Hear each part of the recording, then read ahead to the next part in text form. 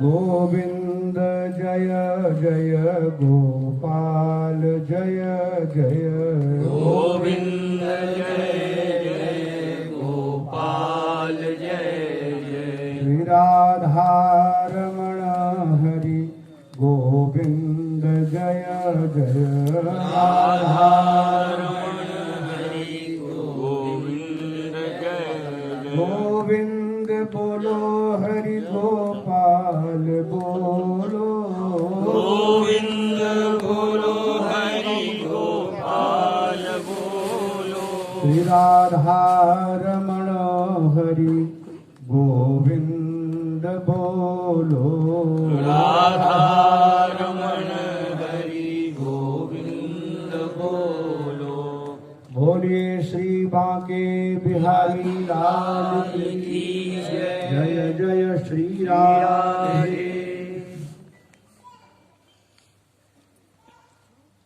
बड़े मंगलमय सौभाग्य का यह अवसर है। जैसे अभी महाराज श्री ने कहा कि सद्गुरुदेव ने श्रीमद् भागवत और भक्तमाल की कथा बहुत लंबे समय तक सुनाई, 12 वर्ष में पूर्ण हुई। जरा विचार करिए, ऐसा ही कुछ संयोग महाराज श्री इस शरीर का इस क्षेत्र से बना। श्री दुबे जी, प्रभुदयाल दुबे जी, सीतानगर में जहां भी हमारी कथा हो रही है, वो वृंदावन में 4 माह प्रतिवर्ष निवास करते थे और वहां लीला माता के सत्संग भवन में कभी वाल्मीकि रामायण की, कभी भक्ति सूत्र की, कभी योग वशिष्ठ की 1 घंटा कथा किया करते थे हम, और वो वहां श्रवण करते थे। तो उन्होंने हमसे आग्रह किया कि हमारे गांव में आप भागवत कथा सुनावें। तो मैंने ये विचार किया कि मध्य प्रदेश है, ऊंची नीची जमीनें हैं, वहां जंगल है, कोई विशेष आकर्षण नहीं होगा। मैं अपने मन की बता रहा हूं। तो मैंने उनको निवेदन पूर्वक, अभी समय नहीं है या कुछ बहाना करके, लेकिन कुछ ऐसा भगवत कृपा का योग था कि वो जब बार बार निवेदन करने लगे तो मैं जान गया कि जो है यह न कही सतही हरि अटशील ही, जो मन लाए न सुन हरि लील ही। ये तो बहुत उत्सुक है। तो मैंने कहा अवश्य हम आपके यहाँ श्रीमद् भागवत के संदर्भ में आवेंगे, और मैं वहां आया। यहाँ सीतानगर में आप पधारे हैं, वहां पर एक निम्बार्क संप्रदाय का बड़ा सुंदर मंदिर है, और वो मंदिर बहुत समृद्ध है। अभी वो नवनिर्माण हो रहा है वहां। उसी मंदिर के प्रांगण में श्रीमद् भागवत की कथा का आयोजन हुआ। और यहाँ इस सभा में श्री राम कृष्ण शुक्ल बैठे हैं, जिनके साथ में आया हूं। उसी कथा से प्रेरित होकर के इन्होंने कहा कि यहाँ नरसिंहगढ़ में कॉलोनी है मिल की, वहां आप निवास करते हैं, वहां बहुत बड़ा ग्राउंड था। तो मेरे मुंह से ये निकल गया कथा के मध्य में शुक्ला जी की कि श्रीमद् भागवत कथा 7 दिन में तो हो नहीं सकती।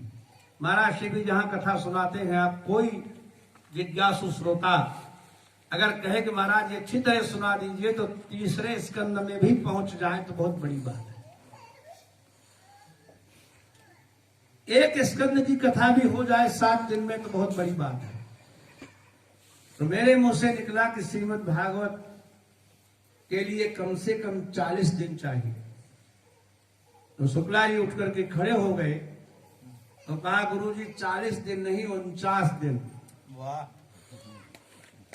9 दिन और जोड़ लीजिए, और इस सप्ताह में जहां तक हो सके वहीं तक सुनाइए, अगली वर्ष वहीं से शुरू करिए।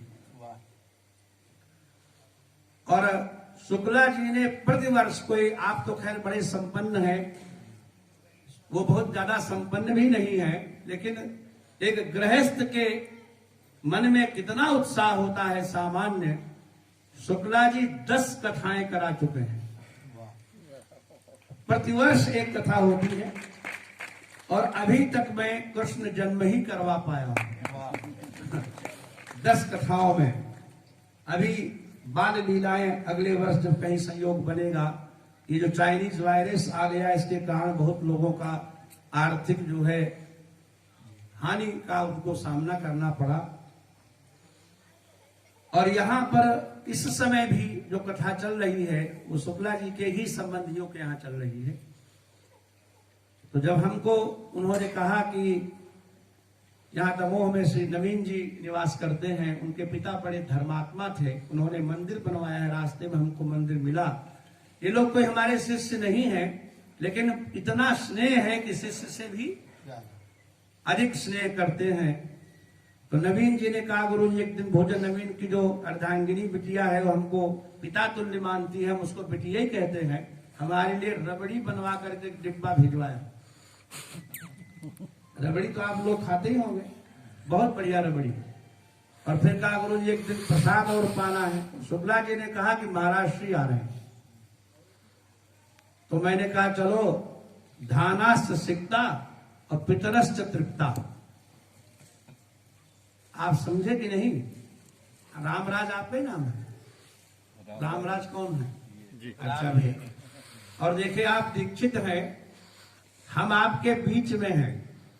मेरा एक पुत्र अटेर के दीक्षितों में ब्याहा है, कानिकुब्ज हैं हम, और हमारी बहन श्रीकांत के दीक्षितों में ब्याही है। अटेर के ही है। अच्छा, ये भी अटेर के ही है। तो देख लो क्या संबंध बना। तो श्रीकांत के दीक्षित हमारे मान्य हैं और अटेर के दीक्षितों की कन्या हमारी पुत्र वधू है। तो इस तरह से हम संबंधी भी हो गए। महाराज श्री यहाँ आए हैं और पिताश्री बैठे हैं। रामचरितमानस की पंक्तियां साक्षात जब होती हैं महाराज श्री, तो लगता है तुलसी बाबा क्रांतदर्शी महात्मा थे। धन्य जन्म जगतीतल तासु, पितहि प्रमोद चरित सुनि जासु। जिसके चरित्र से पिता को परमानंद की प्राप्ति हो, उससे बड़ा कोई धन्य भाग पुत्र नहीं हो सकता। और भगवान श्री राम राघवेंद्र सरकार ने अपने मुख से कहा कि तनय मातु पितु तोषनिहारा, दुर्लभ जननी सकल संसारा। ये बहुत बड़ी बात है। माता पिता को अपने चरित्र से आधार देने वाला पुत्र सारे संसार में दुर्लभ होता है।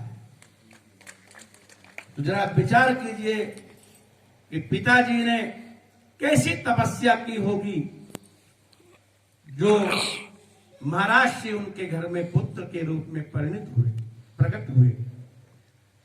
भक्तमाल के संतों का आपने नाम सुना है, वाल्मीकि व्यास नारद जी का नाम सुना है, सनक सनंदन प्रहलाद नारद पराशर का नाम सुना है। लेकिन इस युग में उस कोटि में अगर कोई भारतवर्ष में बैठने लायक है उस पंक्ति में तो महाराज श्री है।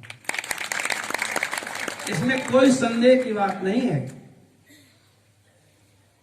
ऐसी मधुर मधुर बातें करते थे। छोटा सा झोला कंधे पर डाल करके और पुस्तकें लेके आते थे। तो घर की बात पूछा तो इन्होंने कहा, गुरुजी हमारे जो दादाजी हैं वो करीब 90 वर्ष के हैं, लेकिन वो कहते हैं कि अब हमारे नेत्र कुछ कमजोर हो गए हैं, क्योंकि अब हम चांदनी में नहीं पढ़ पाते। हमारे सूर्य में नहीं कमजोर हुए, हम चांदनी में नहीं पढ़ पाते हैं, हमारे नेत्र कुछ कमजोर हो गए हैं। आप तो अत्यंत नेत्र ज्योति से संपन्न कोई बालक वो भी नहीं चांदनी में पढ़ सकता। इसका मतलब 80 वर्ष तक तो चांदनी में पढ़ते रहे। और 96 वर्ष में भी उन्होंने कोई सेवा नहीं ली, पूरी आयु तक की। तो वही बता रहा हूं, कुल परंपरा है ये। और पिता और माता का जो अनुयोग है जिस पुत्र के हृदय में न हो, जननी आपकी मैंने दर्शन किए हैं वहां वृंदावन में, अभी विराजमान है, हाँ वो नहीं आई होंगी, लेकिन माता का या केवल भगवान कहते हैं कि देखो आज माता पिता की महिमा पुत्रों के दृष्टि में भले कम हो गई हो कलयुग के प्रभाव के कारण, दशैव तो सदाचार्यान, दशैव तो सदाचार्य श्रोत्रियान अतिवर्तते। 10 वेद पाठियों से एक आचार्य श्रेष्ठ होता है जो पढ़ाता है। दशैव तो सदाचार्य श्रोत्रियान अतिवर्तते, और 10 उपाध्याय, और 10 आचार्यों से श्रेष्ठ वह आचार्य होता है उपाध्याय जो अपने पास रह करके रखकर विद्यार्थी को भोजन वस्त्र देकर के विद्या दान करता है। 10 उपाध्याय, और उपाध्यायान पिता 10, और 10 उपाध्यायों से श्रेष्ठ पिता होता है। आज ये कोई बात बालक जानेगा? और फिर यह केवल भगवान बोले पितृन 10 मातई का, 10 पिताओं से माता श्रेष्ठ होती है। लेकिन फिर वहीं रुक गए, वही नहीं नहीं, मैंने माता की गरिमा कम कर दी, सर्वाम व पृथ्वी मपी, सारी पृथ्वी से माता श्रेष्ठ होती है।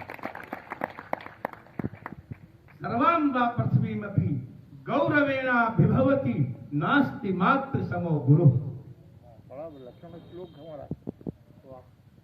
माता के समान कोई गुरु नहीं होता। पिता से ज्यादा हित चिंतक अपने पुत्र का संसार में कोई हो ही नहीं सकता।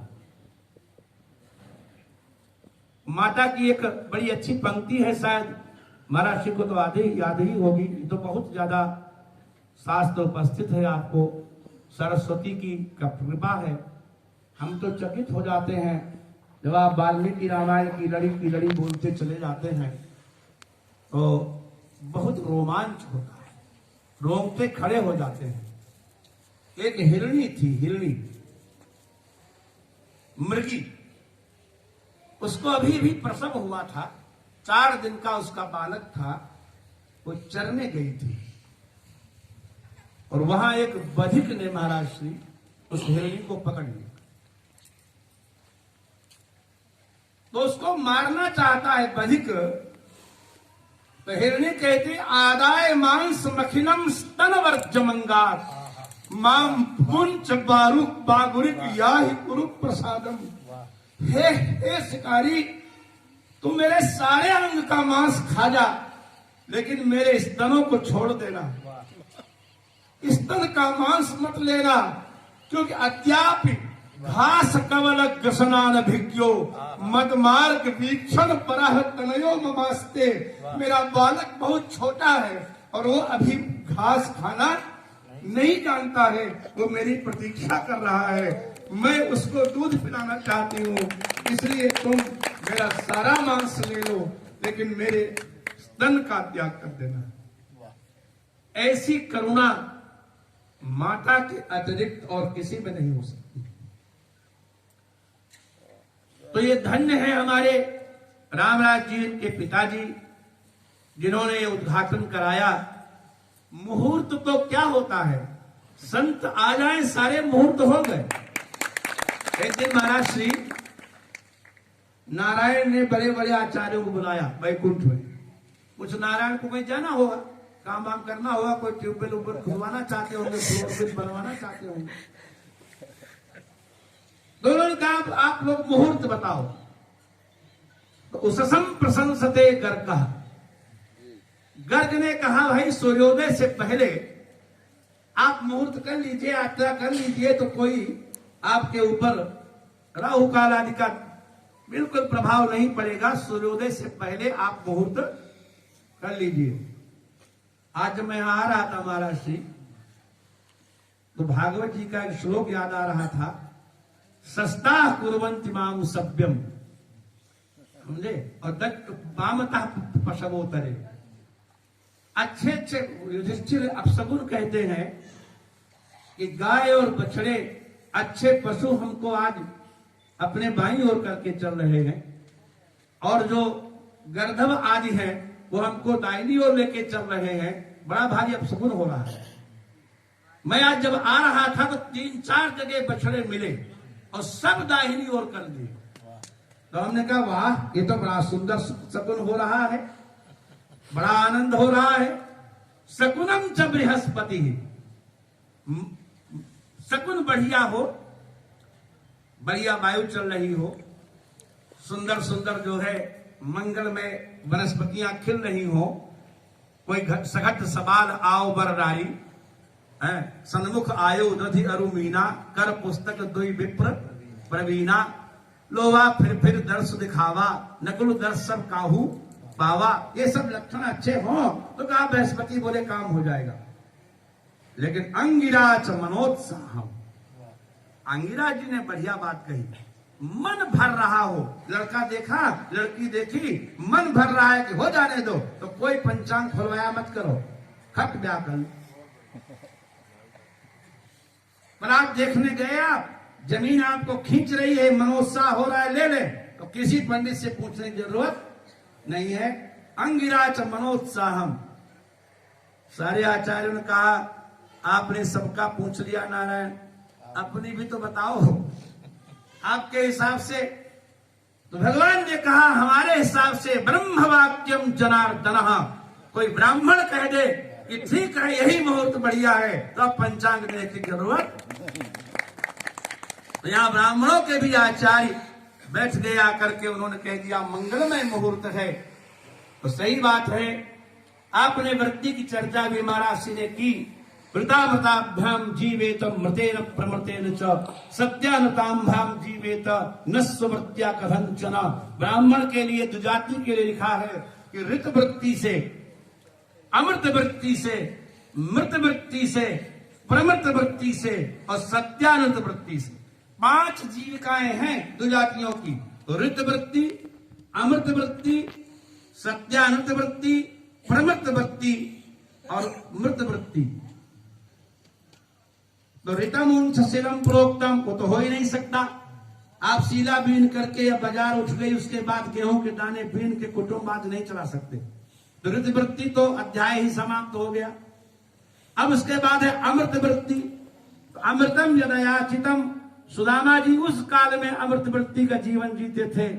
3-3 दिन तक भूख लगी रहती थी। भार्या तस्य कुचैलस्य क्षुच्छामा च तथा विधा। ये बातें सुनकर के लगता है कि भगवान कृष्ण जब थे, भगवान राम जब थे, तब भी लोग दरिद्र थे। इससे लगता है कि अयाचित वृत्ति के द्वारा तब भी ब्राह्मण की जीविका चल नहीं रही थी। ये पक्की बात है। और उसके बाद आया प्रमृत वृत्ति।